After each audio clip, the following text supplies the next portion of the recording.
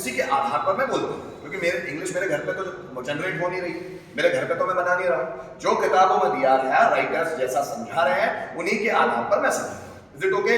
ये दो तरह के हमारे पास सब्जेक्ट होते हैं। अब इनको याद कर मारना है, क्योंकि इसी के आधार पर सेंटेंस बनेंगे। जो जितने भी नए स्टूडेंट्स हैं पहले उसको रट डालना पूरी तरह से।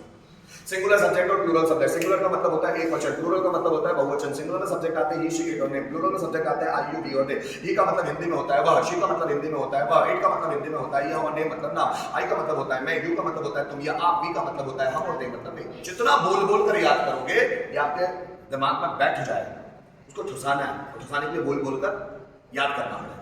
जितना आप बोलोगे उतनी आपका कमांड आता जाएगा। अब तक आपने भले मन में याद किया हो, मन में याद करने का टेक्निक छोड़ दो। अभी यंग जनरेशन क्या कर रही है पता है आपको? अब वो बोल बोल के पढ़ती है। आप अगर हरिद्वार में स्कूल है जहां पर ग्रंथों की ही शिक्षा दी जाती है, छोटे छोटे बच्चे हैं, आप देखना YouTube पे भी ऐसे बहुत सारे वीडियोस हैं जिसमें छोटे छोटे बच्चे टकले किए हुए रहते हैं, उनकी एक छोटी सी चोटी होती है और वो गुरुकुल में सीख रहे होते हैं।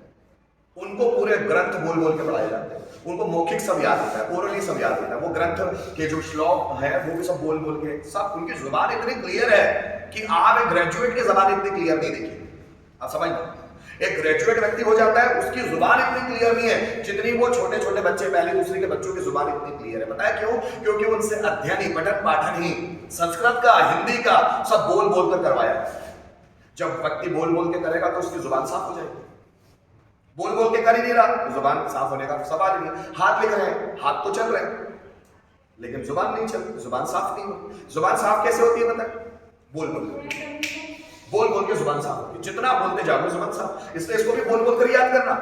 बात समझ में आ रही? इसको रट डालना कि वह अगर लड़के के लिए इस्तेमाल हो रहा है शी, ही, वो अगर लड़की के लिए शी, वो अगर आदमी के लिए ही, वो अगर औरत के लिए शी, अगर यह निर्जीव वस्तुओं के लिए इट, मैं मतलब आई, तो मतलब यू, हम मतलब वी, मैं मतलब दे। ऐसे बोल बोल कर याद, और जितना बोल बोल कर याद करोगे उतनी जल्दी याद होगा। अभी मैं आपको कुछ कॉन्सेप्ट पढ़ाने वाला हूं, याद रखना। कोई भी अगर सिंगुलर है सिंगुलर हेल्पिंग वर्ब, कोई भी अगर प्लूरल है प्लूरल है। ठीक है, चलो आगे मैं कॉन्सेप्ट पढ़ाना शुरू।